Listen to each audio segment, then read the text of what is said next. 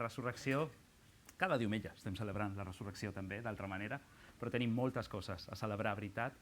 Que Jesús hagi ressuscitat de la mort vol dir que Déu té l'última paraula sobre totes les circumstàncies, tots els mals, fins i tot la mort, a les nostres vides. I en ell hem de posar la nostra confiança. I què millor que venir a escoltar avui la seva paraula. Así que, como nos introducía Vladi, vamos a estar hoy en Marcos capítulo 16. Y esta creo que es una mañana muy esperada por todos, no lo digo solamente porque después de unos 3 años aproximadamente llegamos al final de nuestra serie de predicaciones en el Evangelio de Marcos, sino porque además, como decía ahora, nos encontramos en Domingo de Resurrección. Y como decía, en cierto sentido, todos los domingos celebramos la resurrección de Jesús.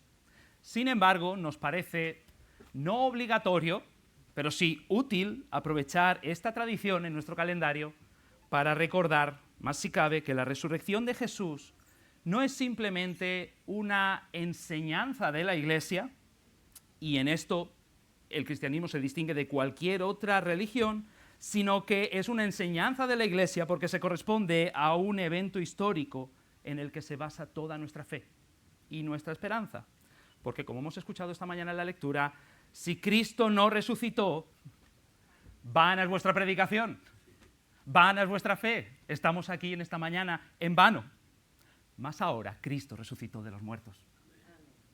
Llegados a este punto, hoy vamos a estar meditando en el capítulo 16 del Evangelio de Marcos, donde precisamente, y acabamos así este Evangelio, se relata la resurrección de Jesús. Y antes de continuar y pasar a leer este texto, creo que debo hacer aquí un pequeño comentario, una nota a pie de página. Quizá probablemente sepas que este capítulo en concreto no está envuelto de pocas controversias textuales. La crítica textual, esa disciplina que se encarga, ¿verdad?, de cotejar, de comparar, de certificar textos antiguos y manuscritos, tiene sus diferentes posturas a la hora de considerar este capítulo, atendiendo a diferentes criterios, y ambas escuelas también con argumentos sopesados. Hay escuelas que consideran que el texto original de Marcos solamente llegaba hasta el versículo 8 de este capítulo, y que los siguientes versículos, es decir, desde el 9 hasta el 20, fueron una adición temprana en la Iglesia antigua, en las primeras comunidades cristianas. Otras escuelas, en cambio, consideran que el capítulo entero salió de la mano del evangelista, o por lo menos de aquel círculo apostólico. Sea como sea, no soy un erudito en eso, pero siguiendo con la versión de la Biblia que ordinariamente utilizamos en nuestras reuniones públicas, que es la versión de la Reina Valera de 1960, y conociendo también que nada de lo que aquí está escrito es susceptible de contradicción cuando lo comparamos con otros textos bíblicos también, y que tanto a lo largo de la historia de la Iglesia, padres de la Iglesia en los primeros siglos, como en el siglo XVI, reformadores protestantes, hicieron uso de estos textos, pues nosotros en esta mañana también los vamos a considerar como material válido en nuestro sermón. Pues hecho este paréntesis, si os parece, vamos a ir a este capítulo, Marcos capítulo 16, y leeremos el capítulo entero. Dice así el texto. Cuando pasó el día de reposo, María Magdalena, María la madre de Jacobo y Salomé compraron especias aromáticas para ir a ungirle. Y muy de mañana, el primer día de la semana, vinieron al sepulcro ya salido el sol. Pero decían entre sí, ¿quién nos removerá la piedra de la entrada del sepulcro? Pero cuando miraron, vieron removida la piedra, que era muy grande. Y cuando entraron en el sepulcro, vieron a un joven sentado al lado derecho, cubierto de una larga ropa blanca, y se espantaron. Mas él les dijo, no os asustéis, buscáis a Jesús Nazareno, el que fue crucificado. Ha resucitado, no está aquí. Mirad el lugar en donde le pusieron. Pero id, decid a sus discípulos y a Pedro, que él va delante de vosotros a Galilea. Allí le veréis, como os dijo. Y ellas se fueron huyendo del sepulcro, porque les había tomado temblor y espanto. Ni decían nada a nadie, porque tenían miedo. Habiendo pues resucitado Jesús por la mañana, el primer día de la semana, apareció primeramente a María Magdalena, de quien había echado 7 demonios. Yendo ella, lo hizo saber a los que habían estado con él, que estaban tristes y llorando. Ellos, cuando oyeron que vivía y que había sido visto por ella, no lo creyeron.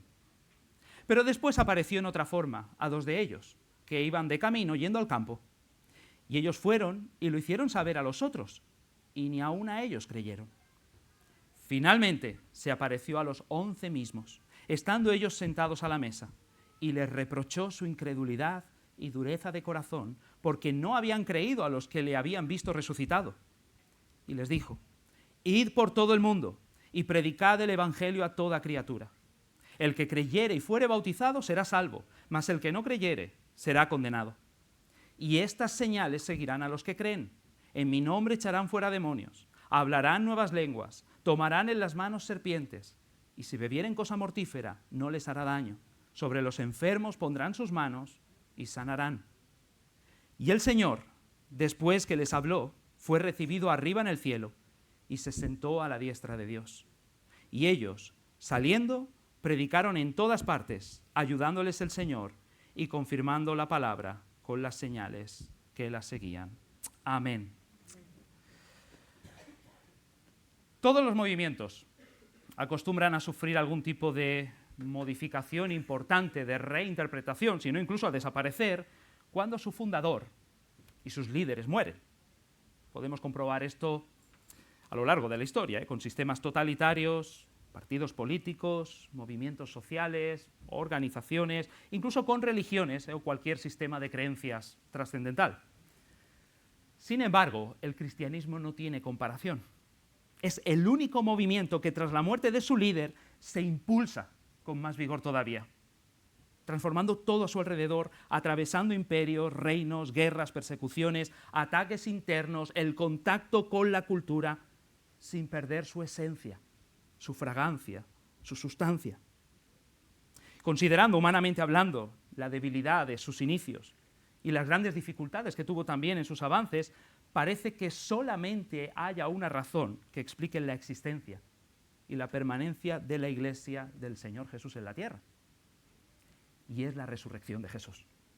Su fundador está vivo.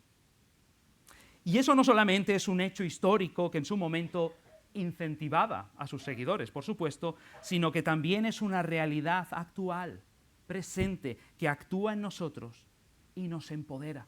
Es una realidad por la cual Cristo mismo pudo decir como nuestro fundamento: sobre esta roca edificaré mi iglesia, y las puertas del Hades no prevalecerán contra ella jamás.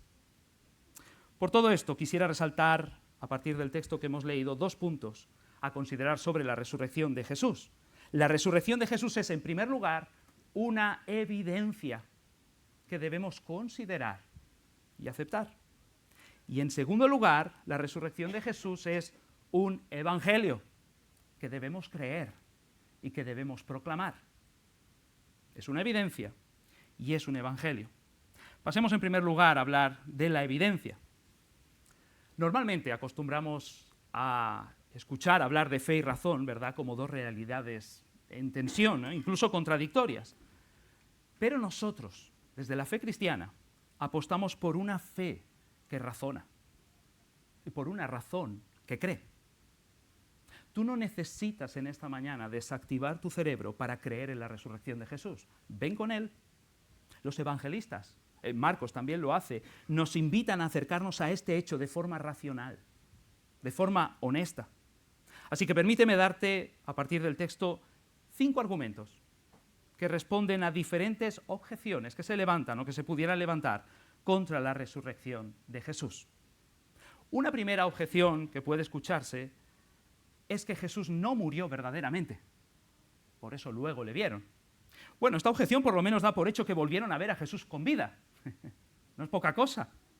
Pero, sin embargo, ya vimos cómo precisamente en este Evangelio de Marcos se certifica, más si cabe que en los demás evangelios, la muerte de Jesús de manera especial. Pilato la quiso asegurar, esto está en el capítulo 15, el centurión. Y un centurión en ese momento estaba tan acostumbrado a certificar muertes de personas crucificadas que debes verlo aquí como un auténtico profesional, un perito forense. Y este centurión certificó la muerte después de comprobarla. José de Arimatea y las mujeres fueron testigos, e incluso le llevaron a la sepultura. Pero luego en el sepulcro estuvo 3 días, o algunas horas, sin comer ni beber, y además se deben considerar todas las heridas brutales, si no mortales, que recibió de los soldados antes de ser crucificado. De hecho, hay muchos reos que acababan muertos en el patíbulo antes de llegar a la cruz. Y a eso súmale haber pasado por una crucifixión. Lo que es increíble es pensar que pudiera no haber muerto. Eso es lo difícil de creer. Pero otra objeción que se levanta es que las mujeres se equivocaron de tumba. Ya sabes, quizá era muy oscuro, se confundieron de lugar, estaban un poco consternadas después de todo lo que había pasado. Pero fíjate cómo el texto es claro cuando dice, versículo 2, que era muy de mañana ya salido el sol. ¿Por qué Marcos se detiene en estos detalles? Se veía claramente. Además, el escritor Marcos quiere asegurar que las mujeres saben perfectamente dónde está el sepulcro de Jesús. Era fácil para ellas encontrarlo, no solo por las características particulares, era un sepulcro, una cueva al lado del monte de la crucifixión, en un jardín, no habían tantas así. Pero además se especifica que al sepultarlo, eso está al final del capítulo anterior, ellas miraban dónde lo ponían. De nuevo, ¿por qué añadir este detalle? En cualquier caso, hubiese sido muy fácil desmontar este relato simplemente indicando la tumba correcta y enseñando el cuerpo. Un tercer argumento u objeción que se levanta es que las mujeres y también los discípulos estaban tan deseosos, esperaban tanto volver a ver a Jesús, que pensaron verle. Tuvieron una alucinación, así se le conoce a esta teoría, ¿verdad? La teoría de la alucinación. Pero una vez más, el mismo evangelista nos da detalles que ponen en jaque esta solución. Claramente, las mujeres que fueron aquel domingo temprano por la mañana solamente esperaban encontrarse con un muerto.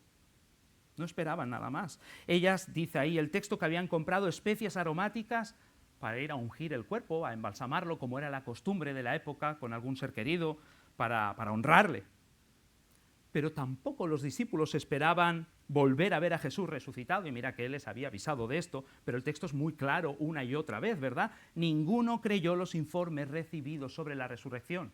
No estaban deseando creerlo, no lo tenían ni en mente. Dice el texto que estaban tristes y llorando. Ya no esperaban volver a verle más.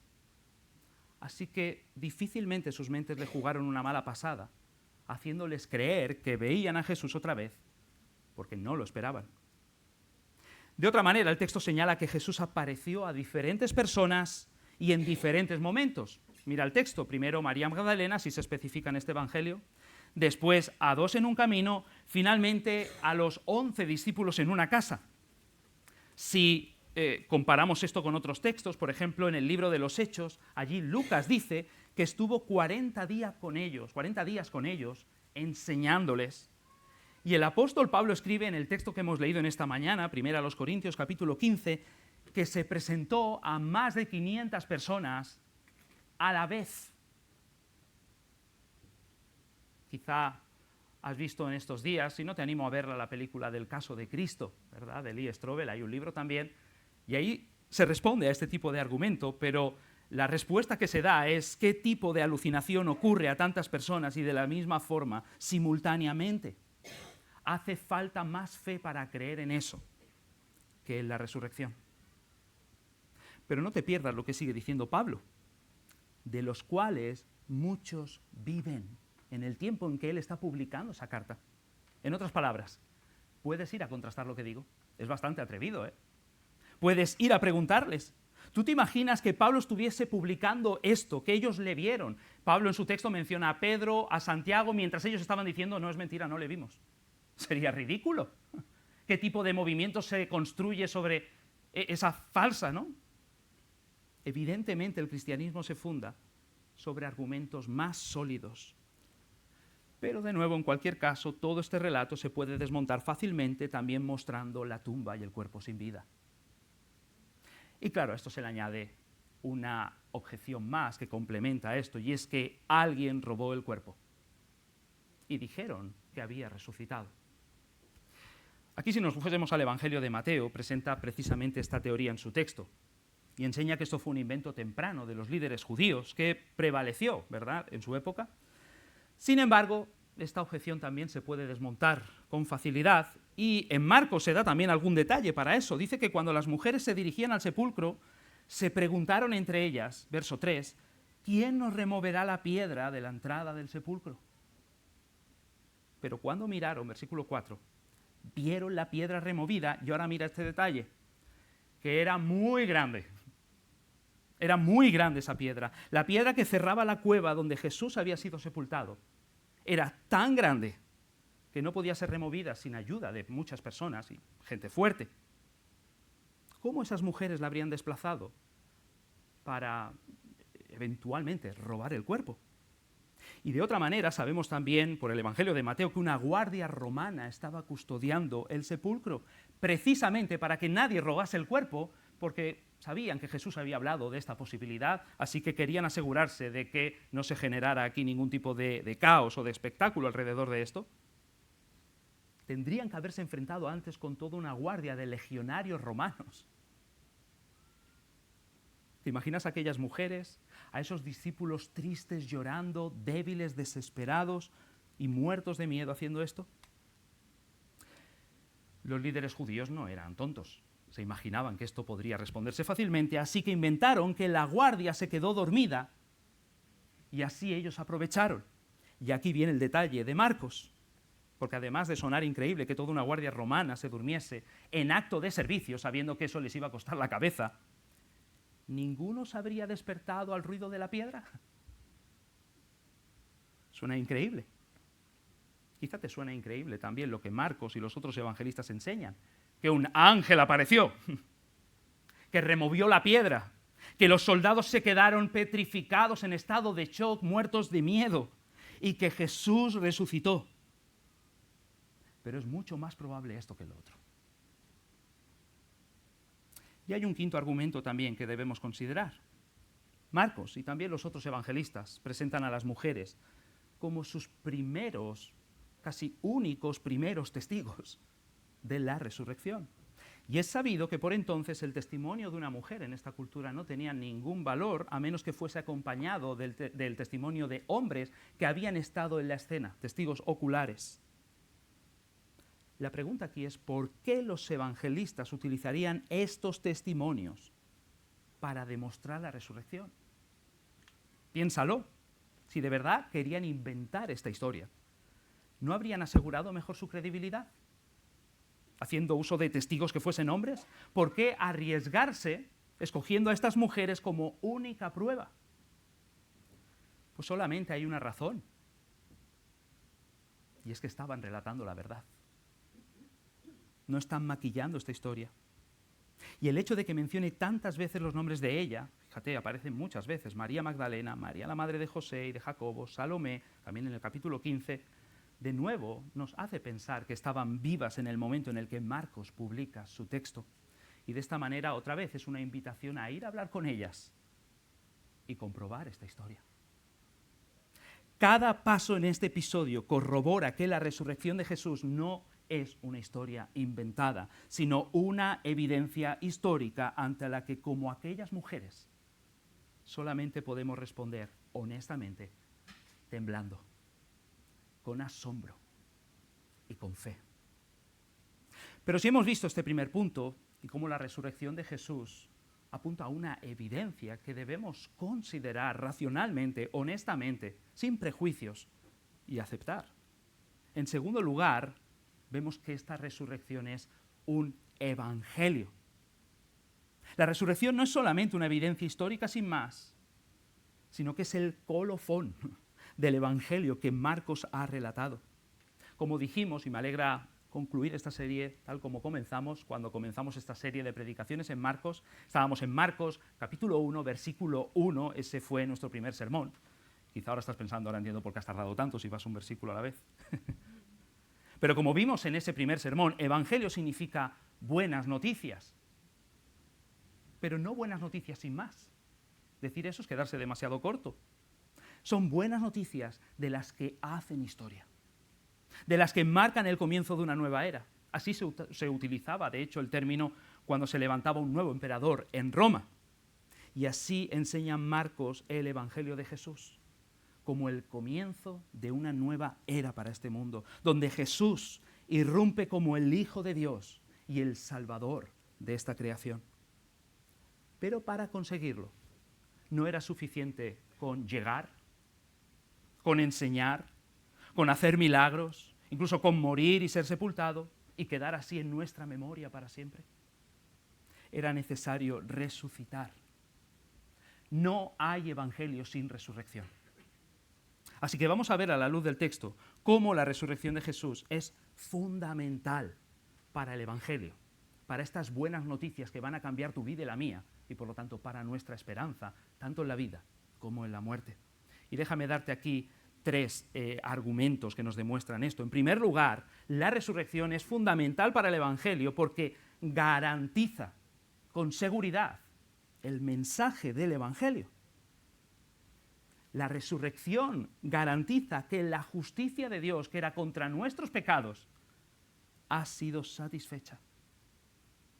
Para entenderlo, la resurrección de Jesús funciona como un sello, o para usar otra imagen, como un certificado, un recibo que te extienden de pagado.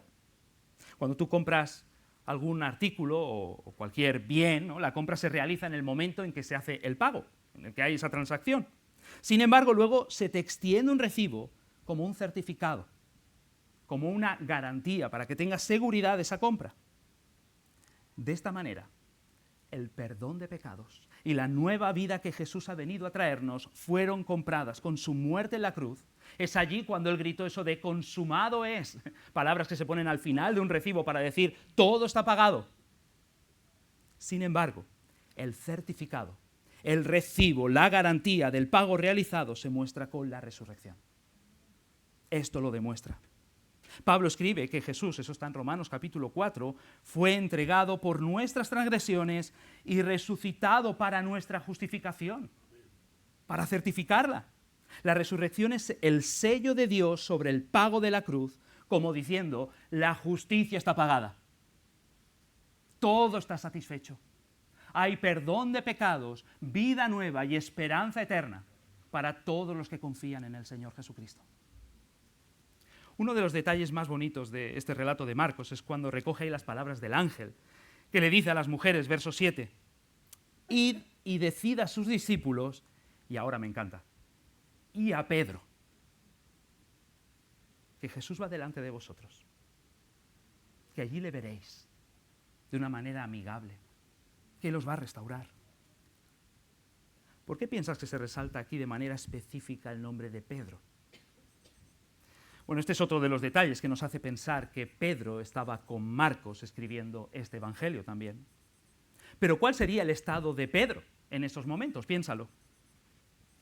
No solo triste como los demás por la muerte de Jesús, no solo avergonzado como los demás por haberle dejado solo, sino además profundamente afligido por haberle traicionado, por haberle negado abiertamente.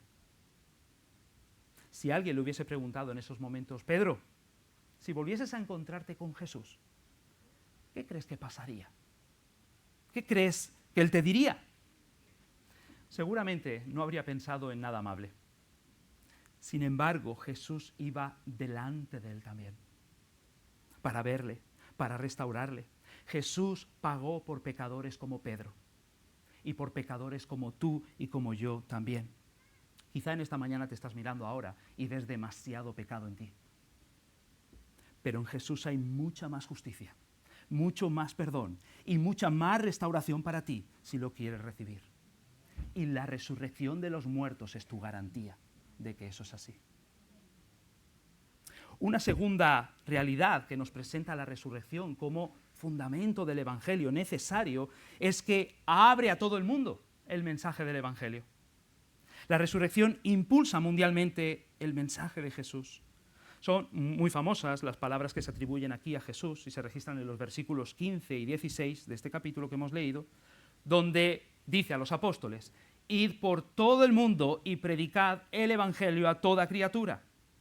El que creyere y fuere bautizado será salvo, mas el que no creyere y rechace a Jesús será condenado.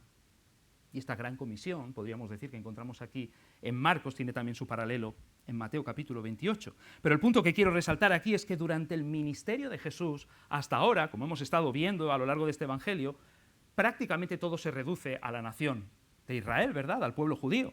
Además, acostumbraba a ser un ministerio bastante silencioso, bastante, incluso a veces desapercibido en ocasiones.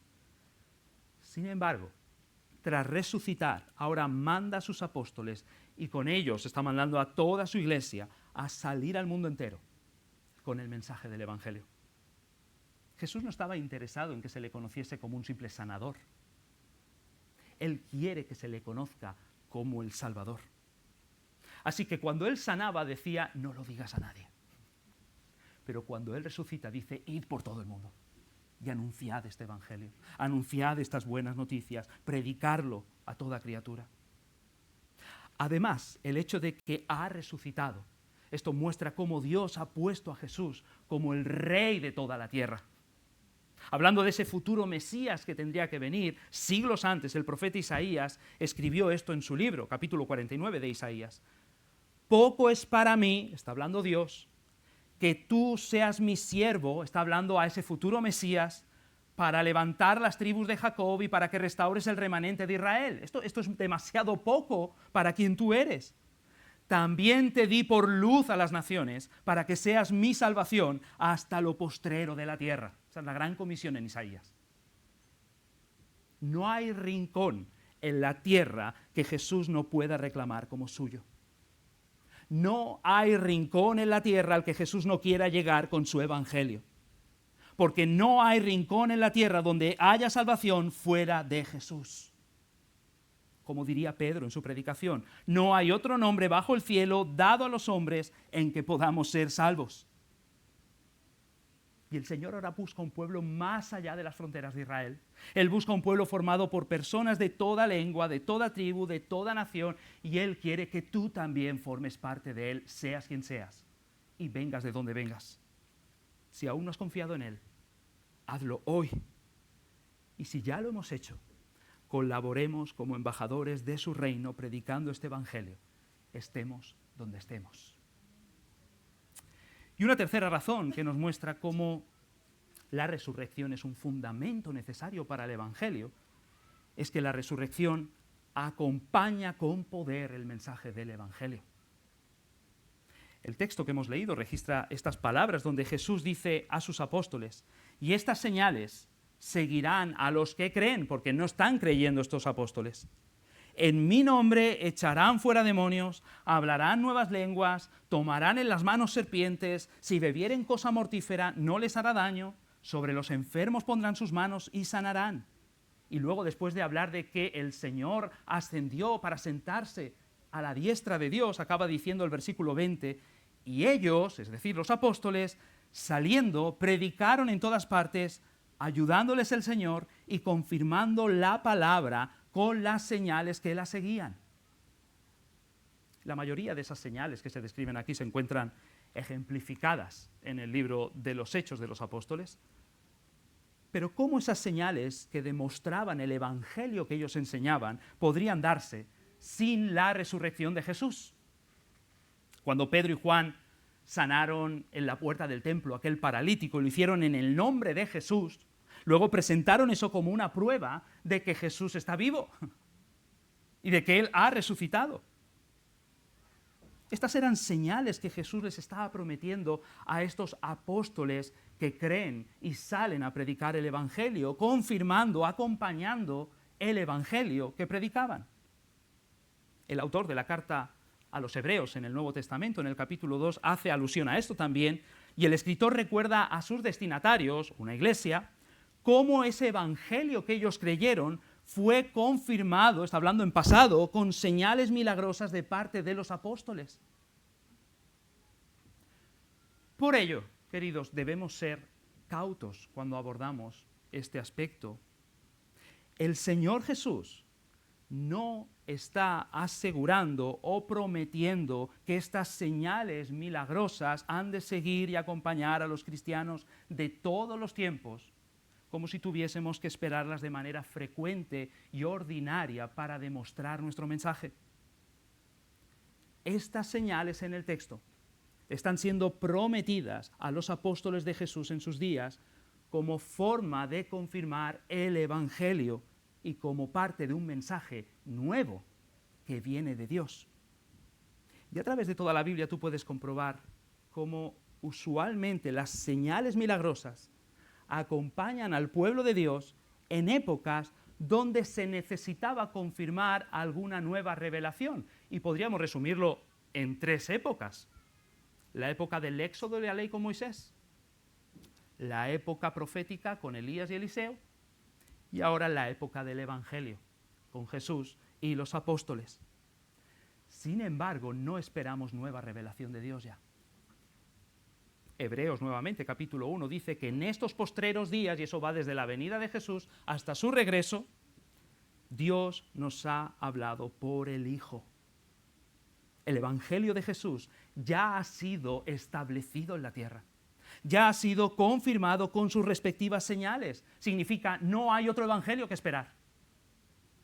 Quizá te ayuda a pensar un poco más en ello esta ilustración. Cuando en el siglo XVI la Iglesia papal de Roma acusaba a los protestantes de innovadores, de traer un nuevo mensaje, y para defensa de ellos solicitaban, por cierto, muy bien por su parte, que presentasen las correspondientes señales que confirmasen su nuevo mensaje. Los reformadores respondían diciendo que ellos no necesitan responder a esto o defenderse con más señales, puesto que no están enseñando ningún nuevo mensaje. Ellos predicaban el mismo evangelio de Jesús y de los apóstoles, y las señales que confirmaron ese mensaje ya fueron hechas por ellos. ¿Entiendes la lógica? Hermanos, por supuesto en esta mañana yo no quiero con esto desincentivar la fe y la expectativa en Dios de nadie. Dios es soberano, Él hace lo que quiere y cuando quiere, y por supuesto sigue haciendo a día de hoy milagros. Pero lo que trato de comunicar es que no necesitamos que estas señales obligatoriamente acompañen a la Iglesia y a los cristianos para confirmar el Evangelio que anunciamos. Las señales de Jesús y sus apóstoles son nuestras. Son suficientes para eso. El Señor Jesús ha resucitado, confirmó su evangelio en la tierra por mano de sus apóstoles y ahora Él ha prometido acompañarnos con su poder todos los días mientras lo predicamos a otras personas. Así que prediquemos con valor este evangelio. Prediquemos con seguridad el evangelio de la muerte y resurrección de Jesús y hagámoslo hasta que Él descienda de los cielos. Y Él nos va a acompañar con su Espíritu. Él nos va a acompañar con su poder, transformando vida, cambiando corazones. En conclusión, la resurrección de Jesús es una evidencia que debemos afirmar. Piénsalo. No vayas contra tu razón. Y por eso, porque es una evidencia histórica, la resurrección de Jesús es un evangelio que debemos creer y que debemos proclamar. Fíjate cómo una y otra vez se enfatiza en el texto que era el primer día de la semana. Y esto, además de señalarnos el domingo como día especial, ¿verdad? Día del Señor, nos presenta la resurrección como un nuevo amanecer, como el comienzo de un nuevo día, como la mañana de una nueva creación que apunta a la restauración completa de todas las cosas. Nuestra esperanza no se encuentra en este mundo, ni en sus cambios. No se encuentra en las criaturas, ni en sus capacidades, ni en políticos, ni en movimientos sociales, ni en cambios culturales, ni en mejor educación, por bueno que puedan ser esas cosas. Nuestra esperanza en esta vida y en la muerte se encuentra en Jesús, el que resucitó de los muertos. Así que entrégate en este día a Él como tu Rey y Salvador y comienza la restauración de esta creación en tu propia vida, en tu propia historia, como ocurrió también con Pedro, con María y con todos aquellos. Y comparte este evangelio y sé un agente de restauración en tu lugar, un embajador de Jesús ahí donde estés, porque Él ha resucitado. Él está sentado en los cielos, Él volverá y Él ahora ha prometido acompañarte con su poder todos los días. Amén. Pues hagamos esto, iglesia, y pidamos su ayuda para ello. Oremos.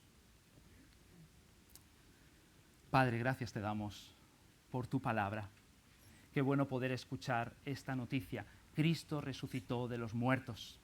Primicia de los que durmieron es hecho. Porque Él ha resucitado, nosotros ahora tenemos esperanza. Él tiene la última palabra en nuestras vidas y en este mundo también, esté como esté, estemos como estemos.